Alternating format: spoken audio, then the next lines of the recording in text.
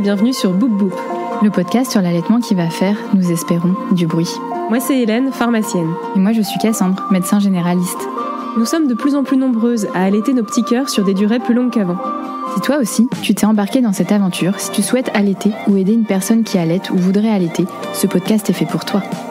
Tu y trouveras des conseils pratiques, des partages d'expériences, des témoignages, des séances de sophrologie, de relaxation ou encore de la rééducation du périnée. Oui, à écouter lors des tétés ou pas, le tout à travers notre regard de maman et de professionnels de santé. Nous avons créé ce podcast comme le podcast que nous aurions aimé écouter pendant une tétée, pour allaiter en toute sérénité, bien informé. Bonne écoute, c'est l'heure de la tétée. On l'entend souvent, on le sait. Le plus dur dans l'allaitement, c'est la mise en route. Tu viens d'accoucher, ça s'est passé plus ou moins bien, ça a été plus ou moins long, et ton bébé est là, sur toi, en peau à peau. On vous en a parlé en cours de préparation à l'accouchement. Il faut faire la fameuse tétée d'accueil. Oui, c'est un peu comme quand tu arrives au Club Med. Attention, ceci est un faux partenariat non rémunéré avec le Club Med. Après 12 heures de vol et qu'on te tend le cocktail de bienvenue. Sauf que là, le cocktail, c'est toi. On t'a dit de donner cette tétée, mais est-ce qu'on t'a expliqué comment, pourquoi ? Et si ton bébé ne t'aide pas à ce moment-là, c'est grave. Et toutes les heures, on viendra te voir pour te demander plein de choses. À toi qui, à ce stade, a déjà oublié la dernière fois que tu as dormi plus de 2 heures d'affilée. Bon, alors juste à la question « Comment s'appelle votre bébé ?» pour l'état civil, faut répondre. Et le pire dans tout ça, ton bébé perd du poids. À quel moment panique-t-on ? Ça commence à faire beaucoup là, non ? Stop ! Aujourd'hui, on a envie de t'expliquer ce qu'il se passe de la première minute de ton bébé à l'air libre jusqu'au 5e jour environ de votre cohabitation, jusqu'à ce que tu rentres chez toi. Du colostrum au lait de transition, quoi. Pour que tu sois préparé et que tu vives ton séjour à la maternité en toute sérénité, bien informé. Bonne écoute, c'est l'heure de la tétée. Alors, l'accouchement, la délivrance, et là on se permet une petite chanson après 9 mois d'attente. Libéré, délivré, bon ou pas. Alors ton bébé est né. Dans l'espèce humaine, l'activation sécrétoire, c'est-à-dire le fait de sécréter du lait, elle n'est pas synchrone, elle n'arrive pas en même temps que l'accouchement. C'est-à-dire que au moment de l'accouchement, tu ne deviens pas d'un coup une fontaine à lait. Mais on va quand même insister pour te faire faire donc une tétée d'accueil. Pourquoi ? Parce que même s'il n'y a pas de lait au sens propre, la glande mammaire a déjà acquis son activité sécrétoire depuis le milieu de la grossesse même. Et qu'à la naissance de ton bébé, elle peut donc sécréter du colostrum.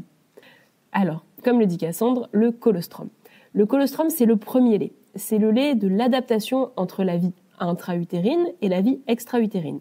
Il est produit en toute petite quantité puisque, en fait, la taille de l'estomac d'un nouveau-né, c'est une cerise, donc c'est vraiment très petit. Et il va apporter en fait au nouveau-né tous les éléments dont il a besoin pour les premiers jours. Le colostrum, il est concentré en immunoglobulines, ce sont les cellules de l'immunité. Il est plus salé que les laits futurs. Il est jaune, car il est riche en caroténoïdes, de la vitamine A principalement, qui est très importante pour la vision du bébé. Et il est pauvre en lactose. Le lactose, c'est le sucre principal du lait, on l'a vu dans l'épisode 2 avec Stéphanie. Et donc, le fait qu'il soit pauvre en sucre, finalement, ce colostrum, il est très peu calorique. Et il y a des raisons à ça. Et à chaque tétée, ce colostrum, il va évoluer. Oui, en effet, Hélène, il y a plusieurs explications à tout ça. Déjà, ton bébé vient de naître. Son immunité est à 0. Il a donc besoin de l'immunité que le colostrum va lui apporter. Les immunoglobulines, donc. Et ton bébé est né avec des réserves suffisantes pour tenir quelques jours. La nature l'a bien prévu.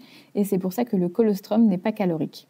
Alors, on peut se permettre un petit fun fact. Il y a quelques siècles, on pensait que le lait, tant qu'il n'était pas blanc, il était impropre à la consommation du bébé. Et donc le colostrum, en fait, on l'enlevait des seins, on l'évacuait. On n'avait pas de tire-lait, du coup, par des tierces personnes ou même des petits chiens. C'est très glamour. Et le bébé, pendant ce temps-là, il était nourri avec des bouillies ou éventuellement du lait d'une autre femme, d'une nourrice, jusqu'à ce que le lait mature arrive. Et il faut savoir que le lait qui est mature, il arrive des fois jusqu'à 3 semaines après la naissance. Donc, c'était quand même se faire téter par un chien pendant 3 semaines, un concept. Mais moi, Noé, quand je vois tout ce que mon chien bouffe, qu'il m'ait tété un jour, le néné. Sachant qu'elle n'a pas un petit chien. Bon, après, on parle d'une époque où la mortalité infantile était bien plus élevée et on peut comprendre pourquoi. La tétée d'accueil, c'est donc important pour activer ta lactation et permettre à ton bébé de recevoir le colostrum, mais pas que. On insiste aussi sur cette tétée d'accueil, pas que pour le bébé, mais aussi pour la maman. En effet, lorsque le bébé tète, cela déclenche des contractions utérines qui vont aider à l'expulsion du placenta, la délivrance. Bon, moi je chante pas, je chante méga faux par rapport à Hélène, mais c'est la délivrance. Et par conséquent, limiter le risque de rétention placentaire qui peut être grave pour la maman, peut entraîner des surinfections ou autres complications. Ce câlin de première tétée, de peau à peau, va aussi déclencher la synthèse des hormones nécessaires à la mise en route de la lactation. Ça, on l'a vu dans l'épisode 1. C'est-à-dire qu'en augmentant l'ocytocine, c'est l'augmentation des comportements d'attachement qui est présent. Il y a une étude en Thaïlande sur le nombre d'abandons à la naissance après avoir mis en place le fait que les bébés ne soient plus dans les pouponnières directement après la naissance, mais dans la chambre directement avec la maman. Et donc, un pot à peau précoce augmente le lien d'attachement et diminue le nombre d'abandons. On peut noter que ce premier pot à peau, c'est ce qu'on appelle l'habitat normal pour un nouveau-né. C'est-à-dire là où ses besoins sont satisfaits, là où il s'attend à être. C'est une continuité sensorielle à la sortie de l'utérus. La température sur la maman, elle est optimale. Ça va aider le bébé à trouver une stabilité cardio-respiratoire, c'est-à-dire que son rythme cardiaque et sa respiration vont s'apaiser au contact maternel. Ça a un effet analgésique, c'est-à-dire que ça diminue la douleur. Ça va augmenter, on l'a dit, les comportements d'attachement grâce aux hormones comme l'ocytocine. Ensuite, sur sa mère, le bébé il va être colonisé par la flore familiale. La flore, c'est en fait les bonnes bactéries qui le protègent. Et il faut savoir que ce bébé, en fait, il est plus ou moins vierge en fait, de bactéries. Donc ça va lui permettre de se créer un microbiote, des bonnes flores. Et il est également, en fait, comme il est sur la maman, on va le placer en fait à proximité du téton. Et donc ça va être bénéfique à la mise en route de l'allaitement. Il faut aussi savoir que mis dans son habitat, c'est-à-dire sur la mère et avec une lumière tamisée, le nouveau-né développe un comportement inné qui peut prendre quelques minutes à 1 heure pour se mettre en place. Il va être naturellement attiré vers le sein par l'odeur. On a fait une expérience que si un sein est lavé, il se dirige vers l'autre. Et aussi, on insiste aussi sur la lumière tamisée pour lui créer un petit cocon. C'est pour ça qu'on recommande de prendre une veilleuse dans son sac de maternité parce que les lumières dans les chambres de maternité sont hyper criardes et ça crée moins le petit cocon attendu. Et en fait, s'il est mis dans cet habitat naturel, au calme et sans être interrompu dans ce processus, en fait, on observe que le bébé peut alors venir prendre le sein seul et de sa propre initiative. Il y a une vidéo qui malheureusement n'est pas libre de droit, mais qui est diffusée pendant le diplôme universitaire en lactation. On voit en fait, c'est illustré tous ces comportements naturels du bébé, vraiment s'il n'est pas dérangé, et on voit vraiment, alors c'est très long, hein, là c'est en accéléré, mais il a vraiment des comportements de reptation, il va venir vers le sein, il va ramper, et il va venir prendre le sein.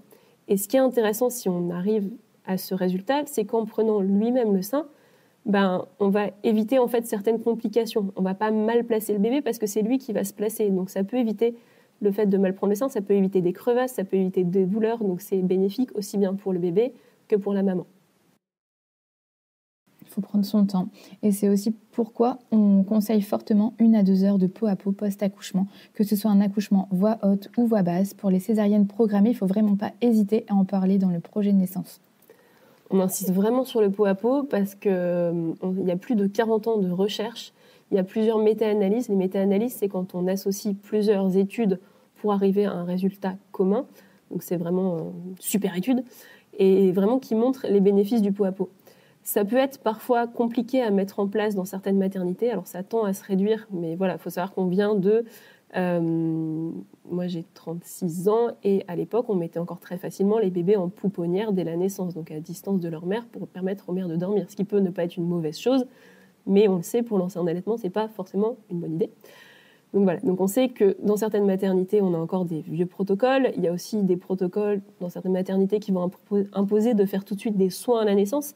Avant, quand on accouchait, on nettoyait le bébé, je ne sais plus, on faisait un truc, on leur vidait les... tu sais mieux que moi parce que tu es médecin. On aspirait les sécrétions. Tout ça, ça peut être retardé, ça n'est pas nécessaire. On insiste vraiment, on en parle avant la naissance avec sa sage-femme ou avec son obstétricien. Ça peut être intéressant de l'écrire même dans son projet de naissance. Alors, dans certaines maternités qui ont un label Initiative Hôpital Ami des bébés, c'est de base, c'est obligatoire. On en fera un épisode, je pense, sur les IHAB. C'est obligatoire les heures de peau à peau post-accouchement. Mais si ce n'est pas le cas, vraiment l'écrire dans son projet de naissance et en discuter. Moi, mon aîné était en siège, donc j'avais un risque de césarienne plus important. Donc j'avais noté dans mon projet de naissance que si on partait en césarienne, dans la mesure du possible évidemment, je voulais faire du pot à pot après. Bon, finalement, il n'est pas né en césarienne, mais voilà. Après, évidemment, dans un code rouge, quand la santé de l'enfant ou la mère est en jeu, il faut prendre du recul. C'est pas parce qu'il n'y a pas le pot à pot au départ ou la tétée d'accueil que l'enfant va manquer d'immunité, qu'on n'aura pas de lait, tout ça, ça se rattrape. Mais vraiment, ne pas hésiter à demander de l'aide, de l'accompagnement si c'est ce que tu as vécu.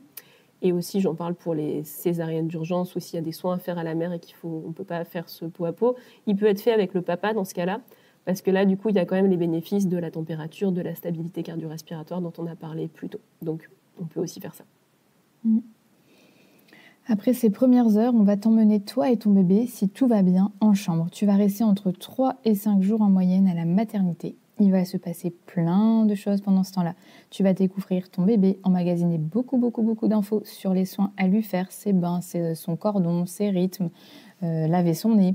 On va venir te voir régulièrement pour lui, pour toi. C'est épuisant, surtout après un accouchement. Alors on va essayer de te donner des conseils pour que ces quelques jours se passent au mieux, niveau allaitement en tout cas. Alors si dans cette période, tu peux limiter les visites, fais-le. Après, on peut parler au cas par cas. Si tu aimes être entouré de tout ton village, en fait, pas de souci, c'est ton choix. Mais il faut quand même le savoir, tu vas être beaucoup dérangé. Un nourrisson, ça a besoin de calme, ça a besoin en fait d'être dans cet habitat naturel dont on a parlé, c'est-à-dire sur sa mère, dans ce cocon. Et donc ça peut être intéressant vraiment de se limiter au papa, à la maman, enfin aux coparents, à la maman, et de voir minimum de personnes. Je prends l'exemple de ma grande sœur. Quand elle a accouché, c'était le premier petit enfant de la famille. Et j'ai vraiment souvenir qu'on était 30 dans sa chambre. Il y avait des petits fours et du champagne. Enfin, c'était un peu un délire. Et je me rappelle qu'elle m'a dit qu'en fait, elle avait été... Enfin, il y avait un côté heureuse de présenter son bébé, mais très mal à l'aise de voir ce... Enfin, voilà, elle allaitait et de... se déshabiller devant tonton à l'époque, c'était il y a 10 ans, donc pas de vêtements d'allaitement, donc c'était très... Voilà. Après, depuis le Covid, on a beaucoup réduit les visites. Franchement, le Covid, ça a prouvé que les parents devaient rester ensemble dans la chambre, de limiter les visites. Ça, c'est le seul point positif, je pense, du Covid, c'est ça, quoi. Ça a augmenté... alors, il y a eu des trucs qui ont été montrés, mais oui, ça a augmenté les taux d'allaitement, mais alors aussi dans la durée, puisque les gens n'ont pas repris le travail. On reparlera parce que, voilà, il y a le congé mat mais il y a eu aussi vraiment ce cocon familial maintenu à la maternité qui a été très bénéfique. En tout cas, on ferme la parenthèse des visites, mais on le répète à plusieurs épisodes. Je pense que c'est déjà la 2e ou 3e fois qu'on le dit. Le colostrum va se transformer en lait de transition. Il va venir remplir tes seins qui vont potentiellement devenir énormes. C'est ce qu'on appelle la montée de lait qui arrive en moyenne entre 30 et 40 heures en postpartum, soit 2 à 3 jours après. Au moment donc où on envisage de te faire sortir de la maternité. Oui. Et oui, et c'est d'ailleurs souvent au 3e jour qu'on estime que le bébé doit avoir repris son poids de naissance. Puisqu'on en a parlé, le bébé a perdu du poids à la naissance. Mais alors, comment en fait ? Comment c'est possible ? Puisque si tu viens d'avoir ta montée de lait, ça veut dire que le volume produit par tes seins augmente à peine. Que ton lait devient du lait de transition, donc il commence à être calorique. Comment ça se pourrait en fait que ton bébé ait déjà grossi ? En fait, mathématiquement, il y a un bug. Alors, il faut qu'on en parle de cette perte de poids. Là, c'est pas rigolo. Un bébé, ça passe 9 mois dans du liquide. À la naissance, un bébé, c'est gonflé et ça dégonfle. C'est normal. Ensuite, on l'a dit, le colostrum n'est pas nourrissant. C'est normal qu'un bébé perde du poids. C'est prévu par la nature. C'est physiologique et non pathologique. Il y a un autre facteur à prendre en compte quand on dit qu'à la naissance, un bébé est gonflé. C'est que il y a des études qui ont mis en évidence un lien entre une forte perte de poids à la naissance et la quantité de liquide administré à la mère pendant l'accouchement. En gros, quand tu accouches, on va te perfuser des trucs. Et plus on te fait de perfusion, plus ton bébé va faire pipi, en fait, puisque ça passe de l'un à l'autre dans les premières heures après l'accouchement. Et donc, on va avoir l'impression qu'il perd beaucoup de poids. Et donc là, la perte de poids, c'est un signe d'excès d'eau et c'est pas forcément un défaut d'apport. Oui, un bébé né à terme avec un poids normal, ça a des réserves du tissu adipeux, du gras et du glycogène hépatique, chaîne de glucose qu'on utilise quand pas d'apport extérieur de sucre. Un bébé, ça a aussi un super pouvoir, c'est capable de produire et d'utiliser des substrats énergétiques alternatifs pour son cerveau. Ça s'appelle les corps cétoniques et le cerveau d'un bébé peut les utiliser jusqu'à 40 fois mieux qu'un adulte. Oui, 40 fois. Un bébé, ça naît aussi avec du méconium plein les intestins. Le méconium, c'est le premier caca qui colle. Toi-même, tu sais. Et ce méconium, il va l'éliminer assez rapidement. D'ailleurs, Fun fact, le colostrum, c'est légèrement laxatif pour aider à éliminer le méconium, justement. Et donc, forcément, le jour où ton bébé élimine son méconium, eh bien, il perd du poids encore par rapport à son poids de naissance. C'est normal. Et alors, sur la petite blague de la perte de poids, ma fille, dans la maternité où j'ai accouché, à la naissance, on les pèse, donc c'est normal, elle faisait 3 kilos pile, facile à retenir. Et là, on leur met un petit bracelet autour de la cheville, chose que j'appelais un bracelet électronique, c'était pour limiter les vols de bébés, visiblement. Donc, pourtant, la maternité était très safe, mais voilà. Et donc, il faut savoir que ce bracelet, elle avait tendance à le perdre. Alors, chaque fois qu'elle le perdait, quelqu'un débarque dans la chambre en disant « Où est le bébé ?» Bref. Mais en fait, elle avait été pesée sans, après, elle a été pesée avec. Après, je sais plus, moi, un matin, elle s'était réveillée, je l'avais mise au sein. Puis du coup, après, la dame vient pour la peser. Elle fait « Ah, mais vous lui avez donné à manger, faut la peser après. » Donc en fait, son poids, c'était absolument n'importe quoi au début. Et comme c'est vraiment des petites quantités qu'ils boivent à ce moment-là, en fait, faut prendre avant, après avoir fait caca, après avoir fait pipi. En fait, ça varie énormément. Voilà, il ne faut pas se fier. Donc, ouais. Normalement, on prend à la naissance et avant la sortie et on arrête de psychoter avec ça. Quoi. Que de faire des pesées toutes les 5 minutes. Et toujours vêtu de la même manière, avec un collier électronique là ou pas. Quoi. Donc, on insiste parce que pendant les premières 72 heures de ton bébé, il va être pesé, reposé très souvent. C'est stressant, c'est ce que je viens de dire. On peut dire qu'on veut limiter le pesé, sauf si ça ne va pas, mais et toujours la peser dans les mêmes conditions. Et c'est d'autant plus stressant que c'est à toi de faire remonter ce poids avec tes seins. Alors, on va venir te poser tout le temps des questions. Quand est-ce qu'il a pris sa tétée? Combien de temps? Un sein ou deux? Les deux? On va même te demander de remplir un agenda de prise de sein, de durée, le droit, le gauche, les deux. S'il a pris... combien de temps il a pris, s'il a fait pipi, caca. On rappelle que tu viens d'accoucher et que ton corps et ton cerveau sont potentiellement du recul. Et il faut prendre du recul. La perte de poids, c'est normal. Si tu fais du pot à pot, ça va activer les mécanismes hormonaux. Tu observes ton bébé et tu lui proposes le sein à l'éveil. Alors on dit ça à la demande, mais non, pas à la demande, à l'éveil. S'il demande, c'est trop tard. Non, c'est pas trop tard, mais c'est qu'il a déjà eu l'occasion de réfléchir. Alors, comment dire, la tétée à l'éveil, c'est en fait un bébé qui va commencer un petit peu, même en dormant, à bouger un peu la bouche, à bouger un peu les yeux. En fait, l'idéal, finalement, c'est de mettre ton bébé en pot à pot à côté de ton sein. Comme ça, c'est lui-même qui, à l'éveil, va venir prendre le sein. Aussi, tu demandes de l'aide si tu as du mal à positionner ton bébé, si tu as l'impression qu'il a du mal à téter. On garde en tête que téter, c'est pas inné, ça s'apprend, ça s'ajuste. Ça peut parfois faire mal au début, ça doit pas faire mal tout le temps, mais des fois, y a un temps d'ajustement entre la maman et le bébé. Et le poids de ton bébé, en fait, il va remonter en même temps que ton énorme poitrine va se vider, tout simplement. Oui, et si on se penchait un petit peu sur cette fameuse montée de lait? Enfin, si on parlait de la nuit qui la précède, t'as déjà entendu parler du terme « la nuit de Java » ? Ambiance, nuit de folie, début de soirée dans les 48 heures après ton accouchement. Si jusque-là, globalement, ton nourrisson dormait paisiblement à longueur de journée, il semble s'éveiller. Il hurle, il pleure, il veut être sur toi tout le temps, il veut téter et surtout, il ne veut plus dormir. Et c'est nickel, vu que toi, la première nuit, t'as fait nuit blanche pour vérifier que la merveille respirait, t'es au top de ta forme. En fait, ça y est, le colostrum ne suffit plus, les réserves baissent, le bébé, il a la dalle. Alors en fait, c'est très simple, il fait tout pour que tu deviennes une usine à lait. C'est lui, on l'a vu dans l'épisode 1, qui va déclencher la synthèse des hormones nécessaires à la lactation, la prolactine. C'est lui qui est moteur de la montée de lait. Sauf que c'est pas toujours bien ajusté, parce que toi, t'as des seins tout d'un coup énormes et douloureux, et lui, il a une toute petite bouche et il sait pas trop comment téter. Alors on fait quoi pour soulager tout ça? On met bébé au sein. Ah merci Captain Obvious. Si c'est douloureux, on applique du chaud pour vasodilater tout ça. On peut essayer de vider un peu en exprimant le lait manuellement sous la douche, par exemple, pour rendre le sein plus mou et donc facile à téter pour le bébé. Et si c'est trop douloureux, on a le droit à du paracétamol et de l'ibuprofène. Youhou! Et on reviendra dans un épisode futur pour expliquer comment exprimer son lait manuellement. Mais bon, globalement, le conseil principal ne va pas différer de tout ce qu'on a dit depuis le début. Il faut faire du pot à pot. En plus, ça maintient ton bébé à une bonne température et ça lui évite donc une dépense énergétique inutile. Et on se dit que si ton bébé pleure, ce n'est pas parce que ton lait est insuffisant ou mauvais, il pleure pour que tu le prennes sur toi, ce qui déclenche l'ocytocine et la prolactine, ce qui déclenche la lactation. Il est vraiment fort ton bébé, normal, c'est le tien. Et une autre info à connaître, dans les 24 à 48 premières heures, le nombre de tétés chez un bébé, c'est extrêmement variable.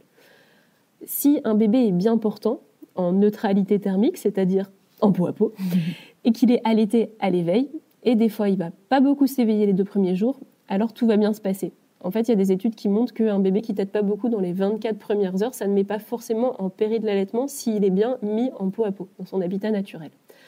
Donc même s'il ne tète pas toutes les 3 heures, comme on va venir te le demander régulièrement, eh ben c'est pas grave. Au début, il ne mange pas beaucoup. On l'a dit et redit, c'est prévu. Tant qu'il est sur toi, son habitat naturel, encore une fois, ça va bien se passer.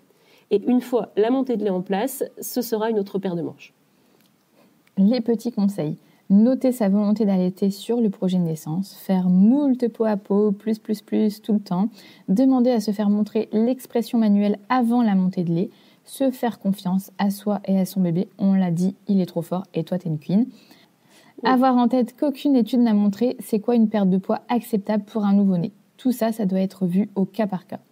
Il faut savoir qu'en fonction des hôpitaux, des maternités, en fait, on va accepter 10%, 13%, 14% de perte de poids acceptable. En fait, ça ne veut rien dire. C'est aléatoire et c'est mis en place par des protocoles, mais il n'y a aucun consensus là-dessus, en tout cas. Et il y a une question, du coup, à laquelle il faut quand même répondre, puisque là, on parle que de tout va bien, si je n'ai pas de montée de lait. Alors, on peut découvrir, du coup, à ce moment-là, une insuffisance de glandes mammaires. Alors, on va interroger la maman. Est-ce qu'il y a des antécédents de chirurgie du sein? Est-ce qu'il y a eu un piercing qui a été fait? Ou sinon, on peut s'interroger sur une hypoplasie, c'est-à-dire un faible développement de la glande mammaire. On n'hésite pas à en parler si on a vraiment le sentiment de ne pas avoir de montée de lait, parce que ça peut être aussi un symptôme de rétention placentaire. En fait, c'est un petit bout de placenta qui reste, qui n'est pas expulsé au moment de la délivrance. Et ce placenta, en fait, il va continuer à produire de la progestérone. Et la progestérone, ça inhibe la prolactine, comme on l'a dit dans l'épisode 1. Et ça empêche la montée de lait. Et vraiment, il ne faut pas hésiter à le dire, parce que si c'est ça, ça peut être très grave. En fait, une rétention placentaire, ça peut entraîner des infections. On a aussi quelques facteurs qui peuvent expliquer un retard de montée de lait. On peut citer l'hyperprolactinémie, qui est une pathologie, l'obésité. On peut aussi avoir un retard dans les cas de césarienne en urgence, parce qu'on va produire moins d'ocytocine et de prolactine en général à cause du stress, et également que le premier peau à peau, la tétée d'accueil, ne va pas être faisable tout de suite. Encore une fois, ça se rattrape. On a aussi dans les cas de prématurité, en fait, la glande mammaire, en fonction du moment de l'accouchement, la glande mammaire qui peut être immature, et on peut avoir une synthèse en prolactine et en ocytocine qui sont moindres. Et aussi, dans les cas d'insulinorésistance, on peut avoir un retard de montée de lait. C'est bien de le savoir si on est dans ces cas-là, ne pas lâcher. Et vous dites quand je suis lourde, mais il faut faire du peau à peau. Et de se faire accompagner parce qu'une montée de lait tardive, c'est une perte de poids plus importante pour bébé. C'est une source de stress, ça on le sait. Alors Hélène, je ne sais pas si tu vas pouvoir répondre, mais qu'en est-il de la tétine, de la sucette, de la tutute à la maternité? Est-ce que j'en prends une dans mon sac de maternité, par exemple, pour le bébé? Alors, c'est une question qui revient souvent parce qu'on lit à droite à gauche et très régulièrement que surtout pas. Ça fait partie des recommandations des hôpitaux initiatives hôpitaux amis des bébés de ne pas proposer de sucette à la naissance. Alors, la nuance, c'est le plus important dans la parentalité. La nuance, c'est que pourquoi on dit de ne pas prendre de sucette à la maternité? C'est qu'au début, comme on l'a dit, on met son bébé en peau à peau et on lui propose globalement le sein tout le temps.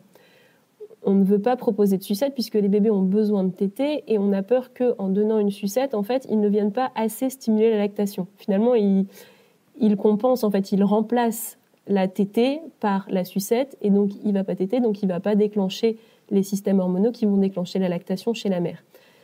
Donc, dans cette idée-là, oui, on évite de proposer une sucette jusqu'à ce que la lactation soit bien établie, c'est-à-dire les 3 premières semaines. Mais la nuance, elle est là. Il y a des bébés qui ont un besoin de succion qui est énorme. Et c'est très difficile pour les mamans de garder ce bébé au sein H24. Ça, c'est mère dépendant. Moi, typiquement, ça ne me posait aucun problème puisqu'en fait, tant que mon bébé est au sein, je peux scroller mon téléphone et ne rien faire et dire « Chérie, fais la vaisselle, elle tète ». Voilà, bon ça c'est une petite technique, mais on peut ne pas aimer ça et vouloir allaiter quand même. C'est vraiment pas le souci en fait.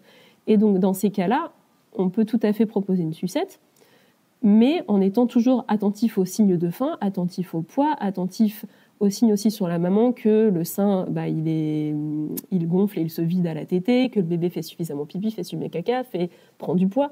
Si on a tous ces signes-là et qu'entre les tétées, le bébé prend une sucette pour se calmer, aucun problème en fait. Voilà, c'est juste être attentif à son bébé et avoir un peu de nuance. Moi, je veux bien faire une petite remarque sur la sucette. Donc, il faut la prendre la plus physiologique possible. Il y a des marques qui sont très stylées, très belles, mais pas du tout physiologiques. Et on voit des déformations du palais par la suite et des dents. Alors, ensuite, dans les questions qu'on se posait, c'est une fois qu'on est rentré à la maison, qu'est-ce qu'on fait, Cassandre ? Eh bien, c'est pas fini. La lactation, ça met 3 semaines, voire 1 mois à rouler. Alors, on s'accroche et on note les numéros utiles avant de sortir de la matère. La PMI, on n'hésite pas à y aller. La sage-femme à domicile. Les numéros verts d'aide à l'allaitement. Et on va voir son médecin généraliste à J7 de la naissance. Et mieux vaut parfois trop que pas assez si on a des questions. Autre petit tips, avant de sortir de la maternité, n'hésitez pas à insister pour montrer, enfin si vous avez un doute évidemment, si ça roule, fine, mais à montrer les positions d'allaitement avec quelqu'un de compétent, de formé, pour en fait être entre guillemets sûr qu'on a la bonne position et la bonne succion. Ne quittez pas la maternité avec un doute, avec des fortes douleurs, avec des crevasses, avec des choses comme ça, parce que vraiment, vous pouvez le redire, mais les crevasses, c'est souvent le signe d'une mauvaise position, d'une mauvaise succion. Et donc ça, en fait, on quitte pas la maternité où on a plein de soignants autour de soi avant d'avoir une réponse sur cette question en disant à mettre un peu de crème et ça va aller. Et vraiment, on demande de l'aide. Il faut pas du tout hésiter. Et on en a parlé tout au long de l'épisode, mais on peut peut-être rappeler quelques conseils à faire en cas de césarienne, de séparation de la maman et de son bébé. De toute façon, on va y revenir dans un épisode complètement dédié. Mais Hélène, dis-nous. Alors, on l'a dit, mais en cas de séparation, donc déjà pour le bébé, on peut faire le pot à pot avec le coparent. Ça, c'est important pour le bien-être du bébé. Toi, je ne sais pas, Cassandre, tu as eu 2 césariennes. Oui. Est-ce que... La première, c'était horrible, c'était en code rouge. Et en fait, j'étais toute seule, vu que c'était la nuit, dans le bloc. Donc, Vincent attendait en salle de naissance. Donc, il y a eu un moment où mon fils n'avait ni sa mère ni son père à côté de lui. Donc, ça a un peu été dur. Après, j'ai eu un retard de montée de lait, du coup... à mon fils parce que j'étais pas préparée à allaiter en césarienne code rouge. Le pot à pot, je l'ai fait, mais peut-être pas assez. Et par contre, ma deuxième, j'ai eu une césarienne programmée parce qu'elle était en siège et que j'avais eu une césarienne moins d'1 an et demi avant. Donc là, je me suis bien préparée, bien renseignée, pot à pot, avec papa tout de suite après la naissance. Enfin non, ils m'ont fait même du pot à pot quand ils étaient en train de recoudre et on a la vidéo, enfin la photo où elle est sur moi en train de téter et ils sont en train de me recoudre. Donc ça, c'était pas mal. En fait, il faut vraiment insister dans le projet de naissance. Faut montrer que vous savez, en fait, je pense. C'est ça le conseil. C'est que vous savez et que vous voulez. J'allais juste dire que les 2 enfants de Cassandre vont très bien. Donc c'est pas parce que ce marin a été séparé à la naissance et a pas été tout de suite en pot à pot. Il a été allaité et il va bien. Moi aussi je vais bien. De recul par rapport à tout ça. Moi aussi je vais bien, mais je pense la parenthèse c'est que je pense que l'allaitement m'a sauvé un peu de ça au final. Mais oui, tout va bien. Et en cas de séparation plus longue avec son bébé, ce qui peut arriver s'il y a un problème de santé chez le bébé, s'il a la nécessité d'être mis en couveuse parce que c'est un prématuré, eh bien, on va conseiller à la maman de tirer son lait. Alors, c'est des protocoles assez lourds. On va venir, en fait, activer l'activation sécrétoire. On va venir activer la lactation, en fait, avec le tirage au moins toutes les 2 à 3 heures. Et on va essayer par tous les moyens de se faire des shoots d'ocytocine. Alors, ça peut être un petit vêtement du bébé avec son odeur, ça peut être des photos. Si vous avez d'autres enfants, ça peut aussi être des photos de vos autres enfants, des vêtements à eux, vraiment pour le côté câlin, doudou, essayer vraiment de déclencher cette hormone. Et on va aussi inciter pour voir son bébé dès que c'est possible. de passer du temps avec lui. J'ai des souvenirs de mamans de grands prémas sur Instagram qui insistaient en fait pour aller à côté de leur bébé, dormir à côté, même si c'était pas possible sur des espèces de... C'est pas que c'était pas possible, mais qu'il n'y avait pas le matériel adéquat, donc ils dormaient sur des chaises pliantes à côté de leur bébé, mais c'est hyper important, pour tous les deux d'ailleurs. Oui, et d'ailleurs, quels sont les besoins d'un nouveau-né ? Ça va dans la continuité, c'est d'être sur sa mère, tout simplement. Il n'a pas besoin de beaucoup d'autres choses, hein, c'est de la chaleur et de la nourriture, donc être sur sa mère, ça répond aux deux besoins. C'est beau. Et on en a parlé dans un épisode précédent sur qu'avoir dans sa valise de maternité. Mais donc on a dit que c'était bien d'avoir un recueil-lait, un pouet, comme appelle Hélène. Et donc ça, on l'utilise quand en fait ? Donc moi, du coup, pour ma deuxième, je l'avais pris à la maternité. Et en fait, je le mettais quasiment dès le début, en fait, quand elle a été sur un sein, je le mettais sur l'autre. Et en fait, ça m'a permis de faire des réserves de colostrum. Donc c'était assez fou, en fait, déjà. Encore une fois, pour moi, c'est toujours étonnant de voir qu'il y a du lait. Et du coup, de pouvoir avoir ce colostrum en plus, en fait. Donc oui, on prend le pouet. Oui, et on peut le mettre tout de suite sur l'autre sein qui n'est pas tété. Et qu'en est-il des coques de recueil ? On peut les mettre tout de suite aussi ? Oui, pareil, il n'y a pas de souci. Pour les coques, les recueils lait, c'est un peu comme le pouet, ça va permettre de voir qu'il y a du lait, faire des réserves. Et il y avait aussi ce dont on avait parlé, les coquillages, on peut les utiliser dès le début, en fait, pour... soulager le côté douloureux de la montée de lait. Et pareil, après une tétée, encore une fois, je l'ai dit, c'est pas quelque chose d'habituel. On peut avoir mal au début et le côté frais de la nacre, ça apaise, ouais. Et puis ça aide à cicatriser. Oui, en fait, ton téton, au début, c'est un peu comme quand tu commences la guitare où tes doigts, tu peux avoir des cloques, des petites démangeaisons, tout ça. Et ton téton, c'est pareil. Donc, n'hésitez pas à mettre des crèmes anti-crevasses, les coquillages, voilà. Et petit rappel, si tu as des crevasses, il faut demander à vérifier les positions. Et n'hésitez pas aussi à prévoir des coussinets ou des coussins d'allaitement parce que quand il va y avoir la montée de lait, il peut y avoir des débordements. Et déjà pour limiter l'humidité et donc le risque de champignons. Et puis pour juste vous soulager et pas être tout le temps pleine de lait, ça peut être bien d'avoir ça à la maternité. Ça, c'était pour les petits tips de matériel finalement. Voilà.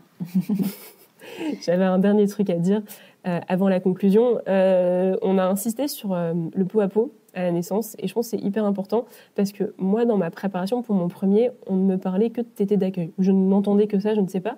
Et du coup, j'étais focus là-dessus et il n'a pas du tout tété pendant les 2 heures où nous avons été en pot à pot. Et j'étais hyper inquiète en fait, en mode ça va pas marcher. Alors j'étais très fataliste pour mon premier, mais ça va pas marcher parce qu'il a pas fait la tétée d'accueil. Mais en fait, je trouve que ce terme ne devrait pas être utilisé parce que c'est pas vraiment une tétée, en fait, c'est vraiment câlin. Ouais, c'est un câlin, en fait. C'est un pot à pot qui est aussi important, d'ailleurs, quand on n'allaite pas. Donc, vraiment, insistons là-dessus. Parce que j'avais vraiment l'impression que c'était dans les 2 premières heures qu'il fallait qu'il tète. Après, c'était fini. Non, le colostrum, c'est pendant 3 jours, donc pas de souci. Et ça peut ne pas être tout de suite et c'est pas fataliste et c'est pas grave s'il n'y a pas de tétée dès le début. Parce que moi, du coup, j'ai essayé d'espérer de le mettre au sein, ça ne marchait pas, ça me stressait, alors que juste profiter de ces 2 heures un peu hors du temps, c'est ce qu'il y a de mieux en fait pour le démarrage de votre vie avec votre bébé, je pense. Et moi, j'ai un dernier petit conseil parce que je me souviens de ça, ma préparation à l'accouchement avec la sage-femme, le cours sur l'allaitement, elle m'avait dit, tu mets ton réveil toutes les 3 heures, tu le fais téter. Et en fait, non, c'est vraiment à la demande, à l'éveil, tout va bien se passer. Et donc, on peut conclure cet épisode sur 2 mots-clés, patience et repos en pot à pot. Ça va être les notions clés à retenir lors du démarrage de l'allaitement.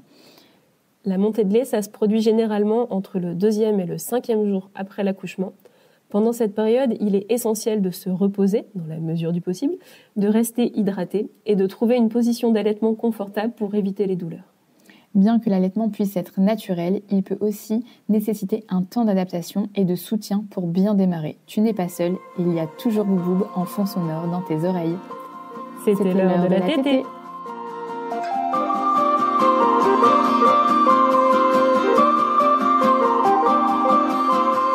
N'hésite pas à noter ou commenter notre podcast et à le partager pour que Bouboub soit écouté par des mamans qui allaitent ou futures mamans qui souhaitent allaiter pour pouvoir allaiter en toute sérénité, bien informées. C'était l'heure de la tétée.